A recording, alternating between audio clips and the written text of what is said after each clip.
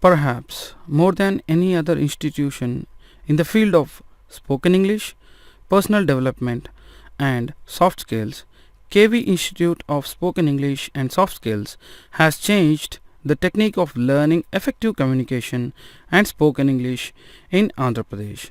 Our most famous course on spoken English, interview skills, and effective communication has helped many people in Andhra Pradesh. Our mission is to help others overcome the fear of communication in English so they could achieve their dreams. With all the sessions in this program, which is called Complete Home English Learning Program, you can now benefit from the experience and insightful thoughts to learn and speak in English, along with effective communication and interview skills, which many people have discovered from KV Institute. By following the ideas and techniques presented in this program, you will become an effective and powerful communicator who would be able to make things happen and be successful in communication as well as improve interview skills. Now, KVIS is proud to bring you Advanced English, Effective Communication and a session on interview skills. Advanced English. Our first topic would be sentence structure. Learning outcomes from this topic. Sentence structure and its importance, word order to make a good English sentence, forms of sentence and types of sentence. Now let us know what is a sentence. A sentence is a group of words with a subject and a predicate. When a subject and a predicate express a complete thought, it is called sentence. To make sure your sentences are clear and complete, you should be able to recognize the subject and the verb in a sentence. By following the simple steps below, you would be able to easily identify subject and verb. To be able to find the subject in a sentence, you need to ask yourself what word is the sentence describing. And you also need to ask yourself what did the subject do to find out the action verb. The meaning of an English sentence completely depends on how we arrange the order of words. For instance, the player dropped the catch. It is a very simple sentence. By placing the subject before the verb and the object after the verb. The adverbials how, when and where generally come after verb or after the subject. I waited at the theatre till 5:30. I waited where? At the theatre. When? Till 5:30. Now let's see forms of sentence. A sentence has 4 forms. They are statement or declarative sentence. These sentences end with a full stop or a period. Question or interrogative sentence. This sentence ends with a question mark. Command or imperative sentence. These sentences end with a period or an exclamation mark. Exclamation or exclamatory sentence. These sentences end with an exclamation mark. Let us see sentence types.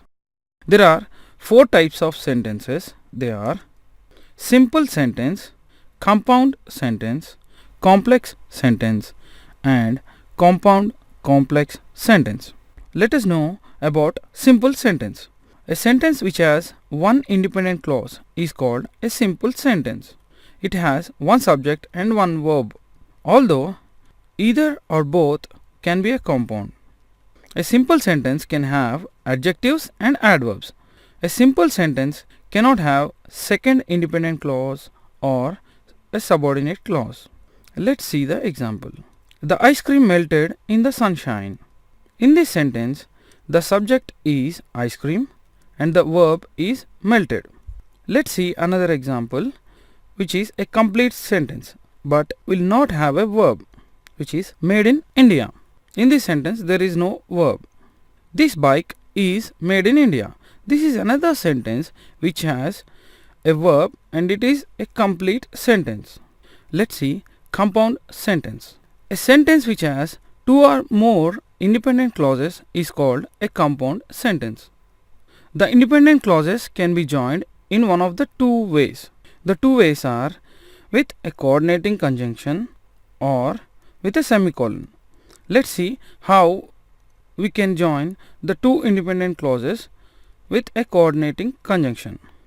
There are 6 coordinating conjunctions which are for, and then, but and yet, or, so. For in a sentence is used for a reason, and is used for addition, and then is used for continuation. But or yet can be used for contrast sentences, or is used to join the clauses which have choice. So is used in the clauses which shows result. Now let's see how we can join two independent clauses with a semicolon. We can use conjunctive adverbs like accordingly, besides, however, moreover, after all, consequently, finally, for example, nevertheless, regardless, still, though, etc. Now let's see complex sentences. A sentence which has one independent clause and at least one dependent clause is called a complex sentence. The independent clause is called the main clause. These sentences use subordinating conjunctions to link ideas. The subordinating conjunctions are words such as because, as if, unless, provided that, if, even if. Now let's see compound complex sentence. A sentence which has at least two independent clauses and at least one dependent clause is called compound complex sentence. The dependent clause can also be a part of the independent clause. We can use because, since, as to form a compound complex sentence. Now let's go to our next topic, agreement. The learning outcomes from this topic would be meaning of agreement, subject and verb agreement, types of subject and verb agreements. Some things just seem to go together well. We carry this concept over into grammar by matching all sentence parts. This matching of sentence elements is called agreement. It helps you to create smooth and logical sentences. The basic rule of sentence agreement is very simple. A subject must agree with its verb in number. Number means singular or plural. A singular subject such as name, person, place, thing or idea, or a plural subject in names, more than one person, places, things or ideas. A singular subject must have a singular verb. The first rule of it is a subject must agree with its verb in number. Let's see an example. He drives slowly, making the drivers behind him impatient. In the sentence above, he is a singular subject and drives is a singular verb. Let's see another example. I am ready to play now. In the above sentence, I needs a singular verb am. Let's see the rule number 2. When two or more singular subjects are joined by or, nor, should have a singular verb. This gives a perfect meaning to a sentence as you are choosing between two singular objects. Example, either Venu or Gopal has to open the innings. In the above stated sentence, only one person, either Venu or Gopal, has to open the innings. The two singular subjects, Venu and Gopal, joined by or would take a singular verb has. Let's go through the rule number 3. A singular verb is needed for subjects that are singular in meaning but plural in form. Subjects such as civics, social studies, mumps, news, economics and mathematics. Example, economics is a very interesting subject. In the above stated sentence, with singular subject economics, singular verb is has been used. Let's see rule number 4. Plural subjects that function as a single unit take a single verb. The scissors is on the table. In this case, scissors is a singular subject and it requires a singular verb which is. A plural subject must have a plural verb. Just as singular subject requires a singular verb, so a plural subject requires a plural verb. Let's see an example. Students at medical colleges read about 60,000 pages in 4 years. In the above sentence, students is a plural subject and read is a plural verb. The second rule would be if two or more plural subjects joined by or nor needs to have a plural verb. Let's see an example. Either my parents or my grandparents are clearing the table. In the above instance, parents and grandparents are plural subjects. So, plural verbs have been used. Now, let's go to our next topic, punctuation. You'd be able to learn from this topic punctuation symbols such as apostrophes, colons, commas, dashes, exclamation marks, hyphens, parentheses, periods, question marks, quotation marks, semicolons and slashes. Let's see apostrophes. The apostrophe is mainly used in 3 ways: to show possession or ownership, to show plural forms, to show where a letter or number has been omitted. You need to use an apostrophe to show possession. With singular nouns or pronouns not ending in s, add an apostrophe and an s. Example, a shirt, the shirt's color. With singular nouns ending with an s, add an apostrophe and an s. If it is hard to pronounce, you can leave off the s. Words like Roberts, Robertses. With plural nouns not ending with s, add an apostrophe and an s. People, peoples. Woman, women's. With plural nouns ending with s, add an apostrophe after the s. Computers, teachers. There is very simple technique to identify where to put an apostrophe, which is you need to analyze to whom does it belong. And for instance, my friend's car. When you analyze, you can find whom does the car belong to. As it belongs to your friend and your friend is a singular, so the answer would be my friend's car. Now let's see the second way to use apostrophes, which is to show plural forms. Apostrophe can be used to show plural form. An apostrophe and an s can be used after a number, symbol, letter, etc. 5 sevens, 2 twos, twos. And the third way where you can use an apostrophe is to show where a letter or number has been omitted. In words like will not, you'd be using won't, could not, couldn't, I will, I'll. Apostrophe can also be used to show numbers out of date. For instance, the 80s, 90s, etc. Let's see our next topic, colons. You need to use a colon after an independent clause to introduce a list. Remember that an independent clause is a complete sentence. The colon is 2 dots, one on top of each other. Use a colon after an independent clause to introduce a quotation. Use a colon before the part of sentence that explains what has just been stated.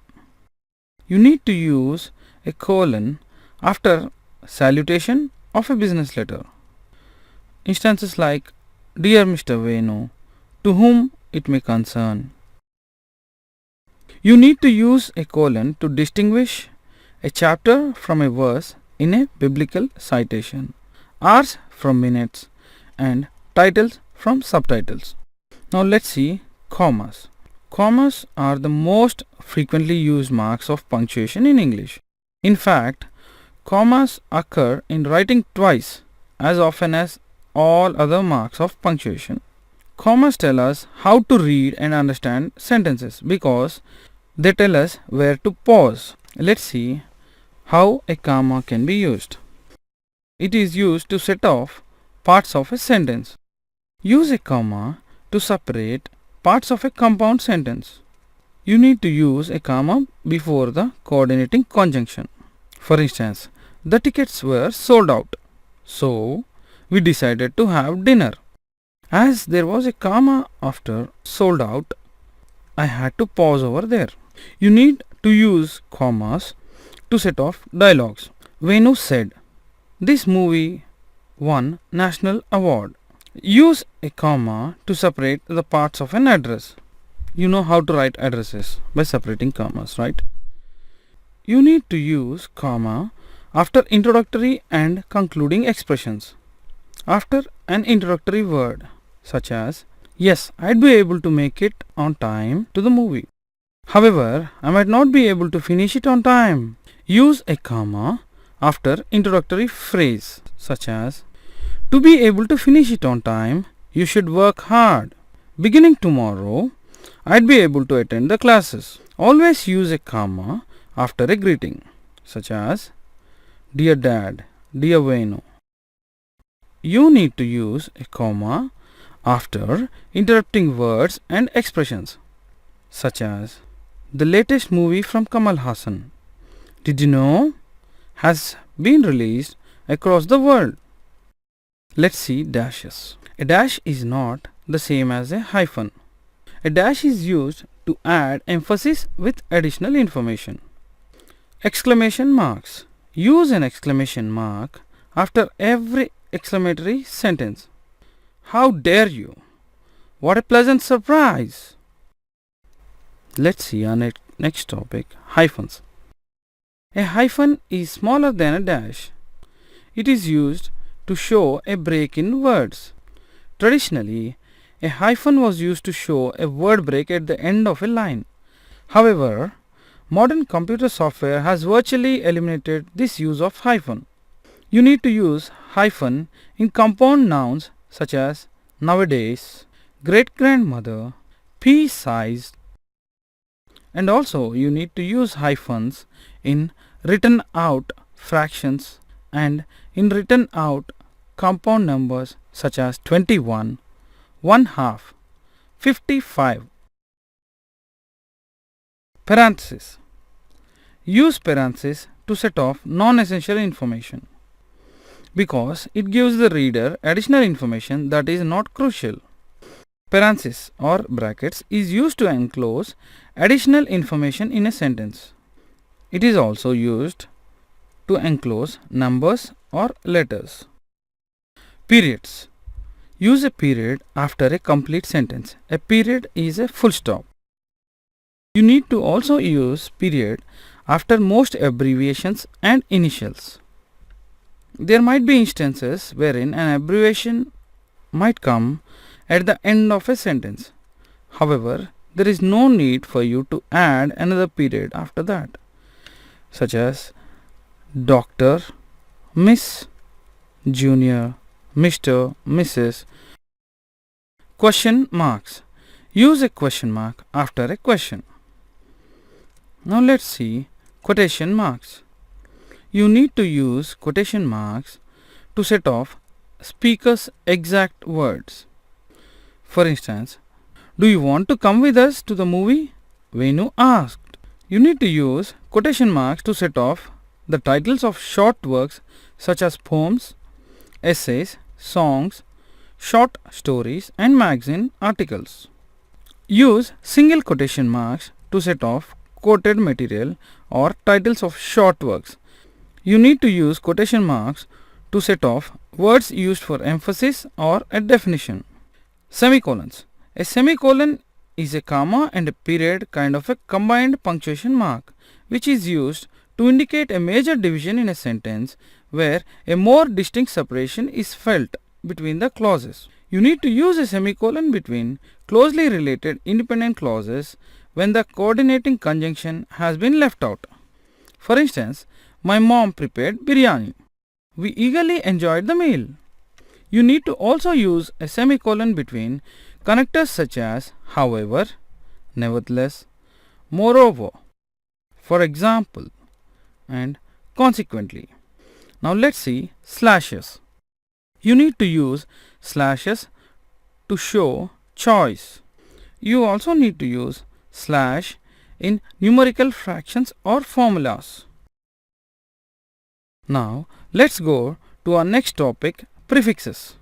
You'd be able to learn about meaning and use of prefixes and types of prefixes. Prefixes. A prefix is a fragment used before the base word or root. Prefixes can be classified as 4 groups: quantifying prefixes, locative prefixes, temporal prefixes, and negation prefixes. Dear students, చూసారుగా మా demo. ఈ demo video మీకు నచ్చినట్లయితే మా complete DVD pack పై call చేయాల్సిన number 9346780130 9346780130. ఈ number పై call చేసి 6 డివిడీలు గల కేవీ స్పోకెన్ ఇంగ్లీష్ ప్యాకెట్ కేవలం 1000 రూపాయలకే మీ సొంతం చేసుకోండి. 6 డివిడీలు గల కేవీ స్పోకెన్ ఇంగ్లీష్ ప్యాకెట్ కేవలం 1000 రూపాయలకే మీ సొంతం చేసుకోండి. ప్రతి ఒక్కరికి అర్థమయ్యే సులభమైన భాషలో అతి తక్కువ కాలంలో అనర్గళంగా ఇంగ్లీష్ మాట్లాడించగల ఏకైక వీడియో టీచింగ్ కోర్స్ మీకు అందిస్తున్నవారు KV institute of spoken English.